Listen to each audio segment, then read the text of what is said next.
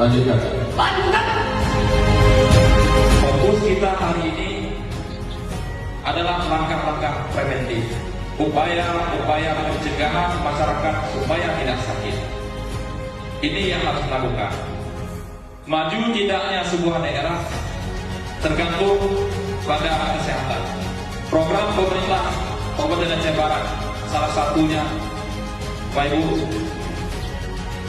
yaitu dokter masuk rumah, Dok Maru.